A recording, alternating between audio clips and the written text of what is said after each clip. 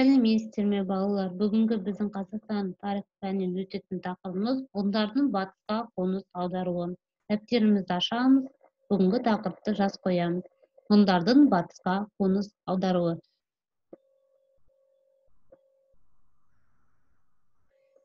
Сенің меңгеретін, яғни бүгінгі сабақта біз не меңгереміз? Ғұндардың қоныс аудару бағыттарын картада белгілейсің.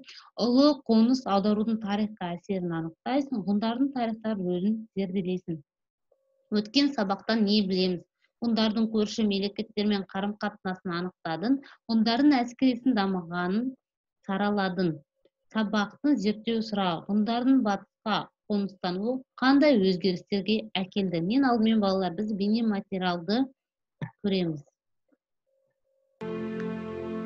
Ғұн тайпаларының шығыстан батысқа қарай жылжуы біздің заманымыздан бұрынғы 2-ші ғасырда басталып, біздің заманымыздың 4-ші ғасырына дейін созылған.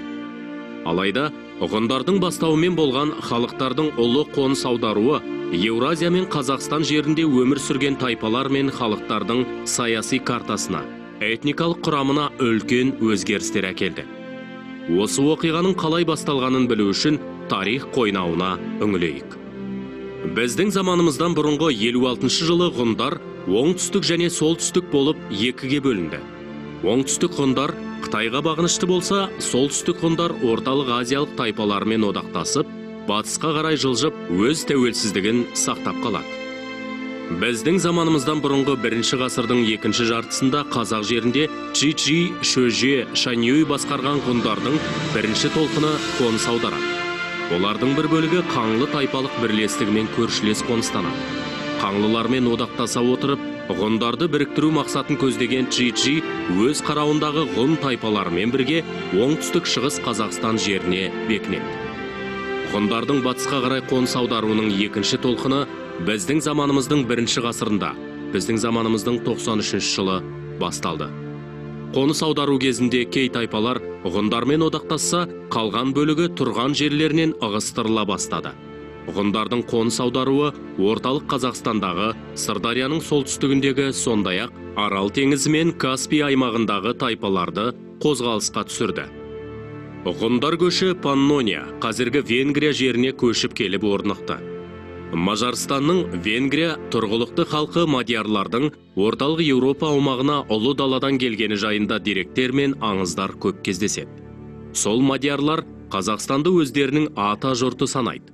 Тарихта ғұн тайпалары бастаған бұл ұлы көш халықтардың ұлы қоныс аударуы деген атпен белгілі. Қорыта айтсақ, ғұндар Еуропа аумағына кіргеннен кейін құл иеленуге негізделген Рим империясы ыдырап, Еуропада феодалдық мемлекеттер пайда бола бастады.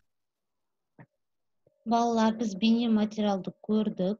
Енді тапсырма орындаймыз. Дәптерімізді жазып қоямыз. 1-ші тапсырма: керекті сөздерді пайдаланып, сөйлемдерді толықтыр. Не балалар, бізде керекті сөздер астында тұр. Осы керекті сөздерді қойып, тапсырманы орындаймыз.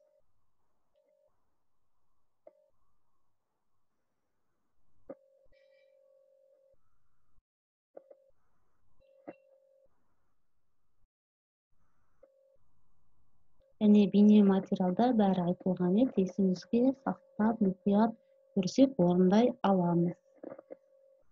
Енді балалар, тапсырманы орындап болсақ, кішігірім конспектті оқимыз.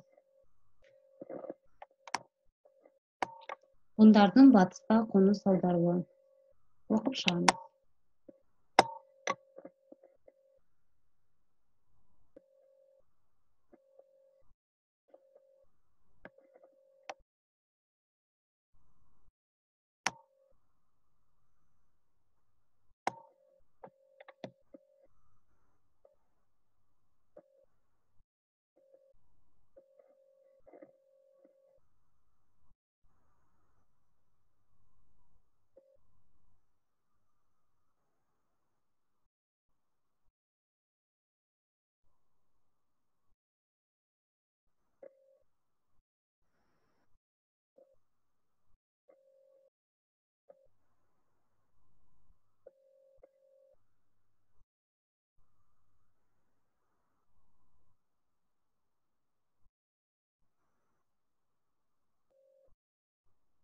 Конспектті оқып болдук деп ойлоймун. Балдар, китептерибизге келесі тапсырманы орундайбыз. Төменде берилген окуялардын акыйкат немесе жалган экенин аныктаңыз.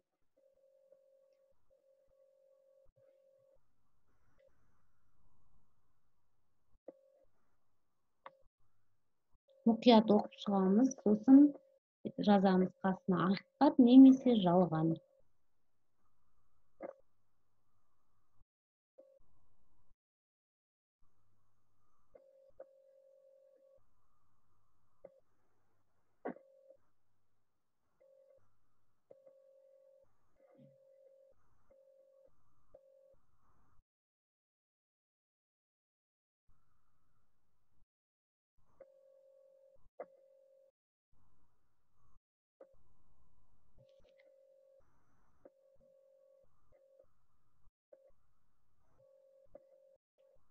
Жакшы балалар, сонун менен бүгүнкү биздин сабак аякталды. Сау болуңуздар.